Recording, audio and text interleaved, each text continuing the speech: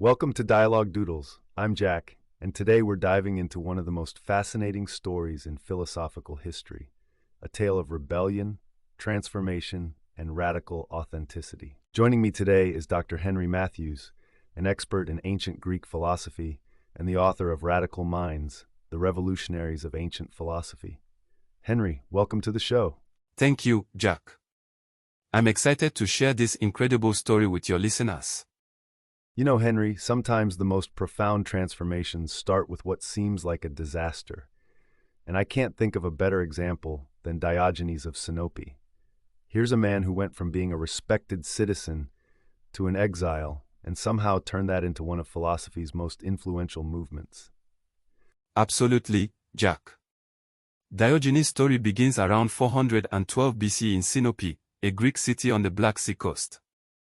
But the real story starts with what many would consider a scandal, the defacement of currency. That's quite an unusual beginning for a philosopher. What exactly happened there? Well, Diogenes and his father worked at the city's mint, and they were involved in what we today call a whistleblowing situation. They defaced the local currency, which was a serious crime. But there was more to this act than simple vandalism.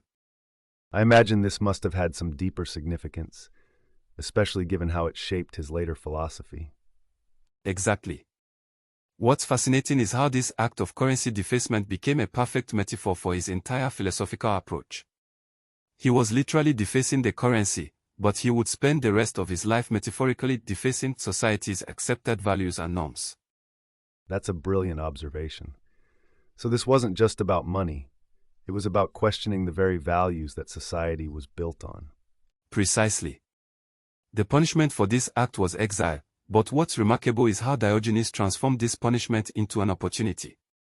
Instead of being destroyed by his exile, he used it as a catalyst to develop a radical new way of thinking. And this led him to Athens, right? Where he encountered Antisthenes? Yes, after his exile, Diogenes made his way to Athens, where he sought out Antisthenes, a former student of Socrates. But Antisthenes wasn't exactly welcoming at first. I've heard this encounter was quite dramatic. What happened? Antisthenes actually tried to drive Diogenes away with his staff. But Diogenes' response was remarkable. He said, "Strike, for you will find no wood hard enough to keep me away from you, so long as I think you've something to say." That's incredible persistence. What was it about Antisthenes that drew Diogenes so strongly? Antisthenes thought that virtue was about actions, not just theory. He believed in living simply and rejecting societal luxuries. For Diogenes, who had just lost everything, this resonated deeply with his own experience. And this eventually led to Diogenes taking these ideas even further than his teacher, didn't he? Oh, absolutely. Where Antisthenes preached simplicity, Diogenes embraced extreme minimalism. He took the principles to their logical conclusion in a way that even shocked his teacher. This reminds me of modern minimalism movements, but Diogenes seems to have taken it to another level entirely. What was his living situation like? Well, this is where the story gets really interesting.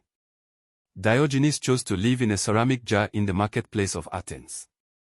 Imagine that, one of the most brilliant philosophical minds of the ancient world, living in what was essentially a large pot. That must have caused quite a stir in Athens. I mean, this wasn't just about living simply. It seems like a deliberate philosophical statement. Exactly. By living in the marketplace, he turned his very existence into a kind of public demonstration. Every aspect of his life became a critique of conventional values. He was essentially saying, "Look how little one actually needs to live." You know, it's fascinating how he turned his exile into this powerful philosophical position.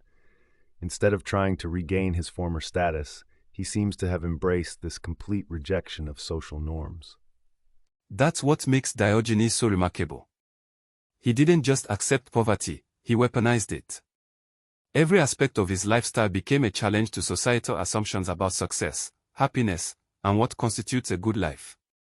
When you look at our modern world, with its focus on status symbols and material success, Diogenes' message seems more relevant than ever. It's fascinating you mentioned that, Jack, because Diogenes would probably look at our modern consumer culture and social media obsession with absolute horror, and probably a fair bit of satirical amusement.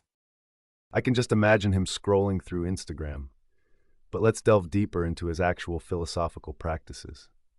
How did he demonstrate his ideas beyond just living in the jar? Well, one of his most famous practices was walking through the streets of Athens in broad daylight with a lit lamp, claiming he was looking for an honest man. It was a powerful critique of what he saw as universal human hypocrisy. That's quite a theatrical way to make a philosophical point. Yes, and that was exactly his method. He believed philosophy shouldn't just be discussed in closed academic circles, it should be performed, demonstrated, lived out in the open. He turned Athens itself into his classroom. This sounds almost like a form of performance art, using shock value to make people think. Absolutely.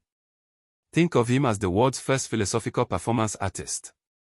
He would deliberately flout social conventions, eating in the marketplace, sleeping in public, even engaging in what we might call provocative behaviors, all to challenge people's assumptions about what was truly natural versus merely conventional.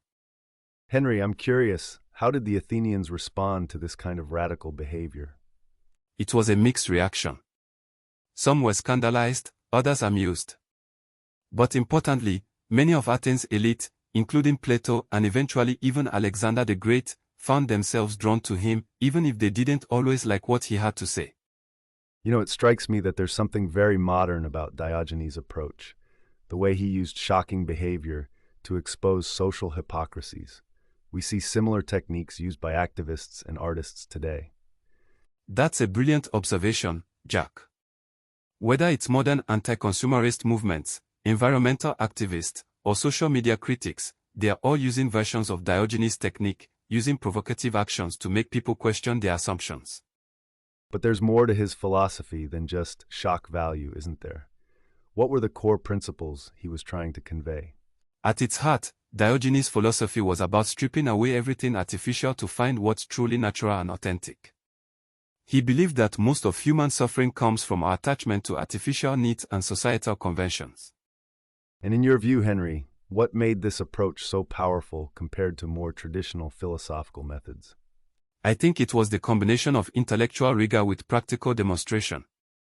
He wasn't just writing treatises about rejecting materialism, he was living it out in the most extreme way possible. This made his philosophy impossible to ignore or dismiss as mere theoretical speculation. You know, Henry, as we near the end of our discussion, I can't help but think about the incredible journey from a disgraced banker's son to becoming one of philosophy's most influential figures. What do you think is Diogenes' most important legacy for us today? I think his most powerful legacy is the challenge to question everything we considered normal or necessary. In an age of climate crisis, rampant consumerism, and social media addiction, his radical questioning of societal norms is more relevant than ever. That's fascinating. Could you elaborate on how his ancient wisdom applies to these modern challenges? Well, take our current environmental crisis. Diogenes would probably point out how our pursuit of artificial needs is literally destroying the natural world. He showed that happiness doesn't come from accumulation but from liberation from unnecessary desires. It's almost like he was predicting our modern predicament. Exactly. And consider social media. We are constantly performing our lives, creating artificial versions of ourselves. Diogenes would see this as a form of currency that needs defacing. He'd challenge us to be more authentic, more genuine. So in a way, his exile and subsequent transformation offer a kind of blueprint for personal and societal change. Precisely. His story shows that what seems like a catastrophe, losing everything, can become an opportunity for radical reinvention. He turned exile into freedom, poverty into wealth of spirit. Given all this, what's one key lesson you think our listeners should take away from Diogenes' story? I'd say it's that true freedom often comes from questioning and letting go of what we think we need, rather than accumulating more. Diogenes showed that the path to happiness might be more about subtraction than addition. That's beautifully put. And perhaps there's something liberating about that message, the idea that we might already have everything we truly need. Absolutely. In fact, Diogenes once said that he was richer than Alexander the Great because he had fewer wants. That's a message that could transform our world if we really took it to heart. What a perfect note to end on. Henry, thank you so much for sharing these fascinating insights about Diogenes with us today. His story really shows how philosophical ideas can emerge from life's biggest challenges. Thank you, Jack. It's been a pleasure discussing this remarkable philosopher who continues to challenge and inspire us after more than 2 millennia. And to our listeners, thank you for joining us on this journey through one of philosophy's most fascinating stories. Until next time, keep questioning, keep thinking, and maybe take a moment to consider what your own ceramic jar might be.